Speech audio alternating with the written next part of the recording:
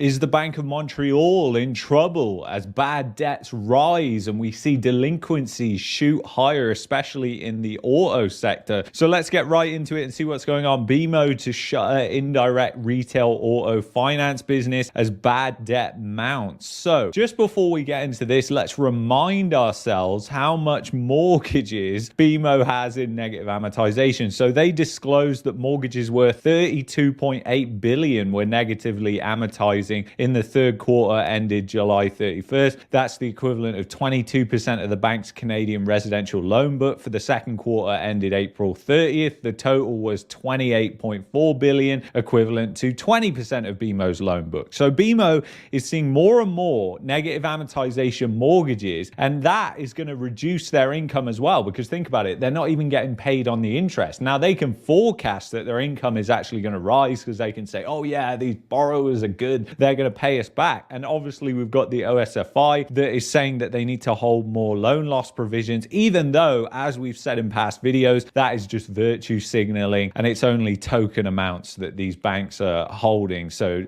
it's not nearly enough. So BMO Financial Group plans to close its indirect retail auto finance business in order to reroute resources as borrowers dig deep to stay on top of recent interest rate hikes. Yeah, dig deep where? Into credit cards? Because if you look at what's happened, that's exactly what they've done. We covered this yesterday. You know, the amount of credit card debt is hitting all-time highs right now. It just continues to rise. So people are paying their auto loans with their credit card and they're defaulting anyway on their auto loans. They're defaulting on their credit cards as well. The next thing will be the mortgages. The only thing that is hiding that right now is the negative amortization, which I just talked about, because that is just essentially putting it off, making the borrower more likely to default though, which is something to note. The decision will also trigger an unspecified number of layoffs in Canada and the US, the Bank of Montreal said. So more layoffs, again, not a good thing for the economy, is it? So it comes after the company's bad debt provisions more than tripled to $492 million in the quarter ended July 31st compared to a year earlier. It's in its retail line, the bank's provisions for credit losses rose 800% to $81 million last quarter from $9 million the year before. I hate how the media, the CBC, CTV, Financial Post, they all do it. They quote those loan loss provisions, don't tell you what percentage of the loans that means it is. Because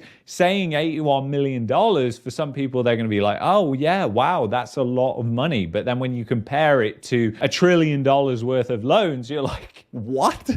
How is that even doing anything? It's just a token amount. It's virtue signaling, like I said, to make the OSFI look like they're actually doing something when they're not. It says the end of the dealer agreement took effect September 15th, with the bank still planning to fund contracts approved before that date. Last quarter, costs related to layoffs totaled $223 million pre-tax for the banks, though the bank did not disclose the number of employees it let go. So the banks are letting go more and more people. Where have we seen this happening? When has this happened before? We've seen this happening in 2007, 2008, when banks were in trouble back then. So it's obviously not a good sign of a healthy business when you're having to lay off employees, is it? And you know, I'm going to link a video at the end of this video, which you should definitely go and watch. It's a short video where I go through how the mortgage funding works, and it's incredibly important to understand that, I believe, to kind of understand where we're heading in the future. So let's get back to this Equifax report, because I want to show you some things I didn't go over the other day. So in the automotive sector, fraudulent applications have risen by 28% in the past year. We went through that. And within the automotive space, identity fraud has emerged as a pressing concern, constituting 16.2% of all fraudulent applications in Q2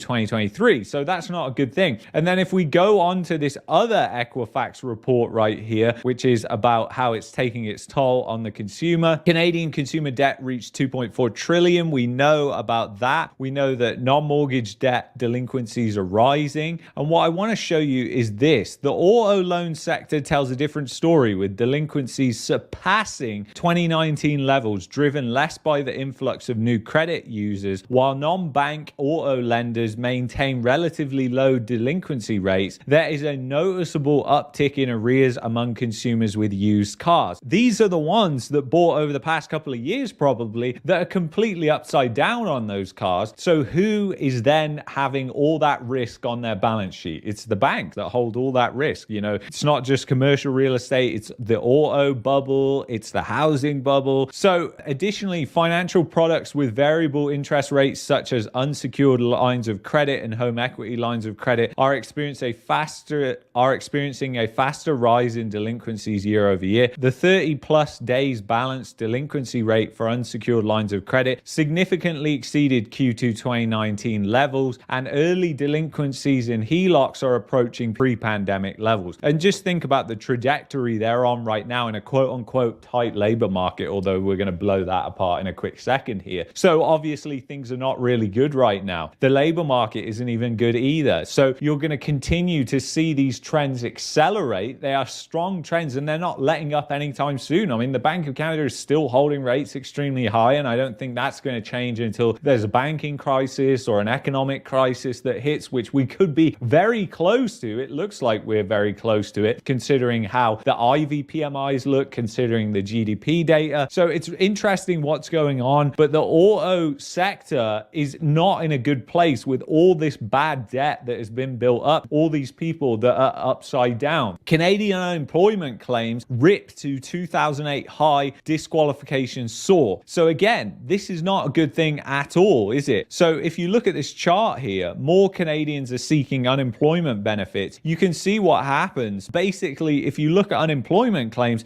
they are right at 2008 levels right now. They have surpassed 2008 levels, in fact. If you look at the last time claims were this high, it was in 2016 following the collapse in oil prices, and that was near recession and liquidity shortage. In fact, I shouldn't say just oil prices, because that was really another liquidity shortage that we saw in 2016, and the economy nearly entered recession.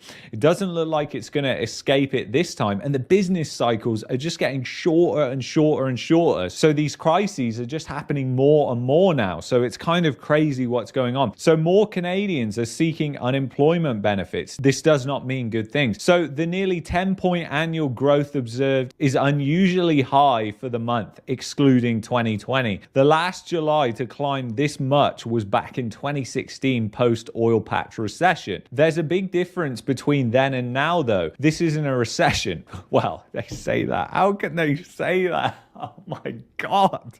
It just drives me insane because the writing is on the wall. Just look at the growth. How can...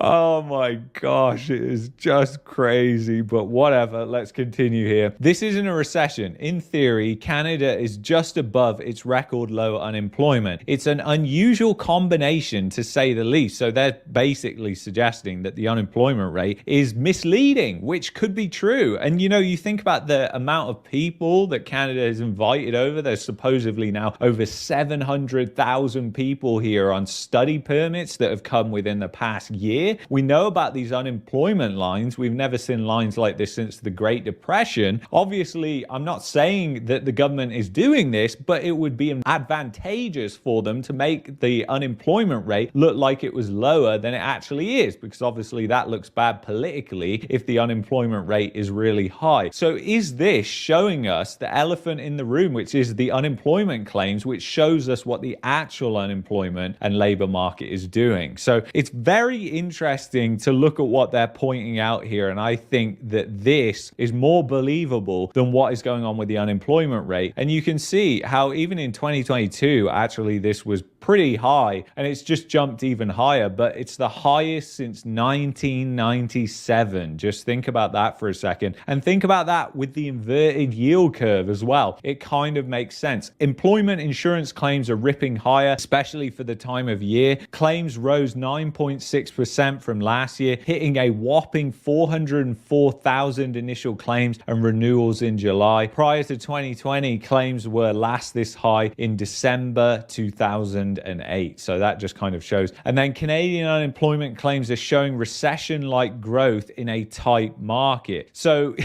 It's just not a tight market, though.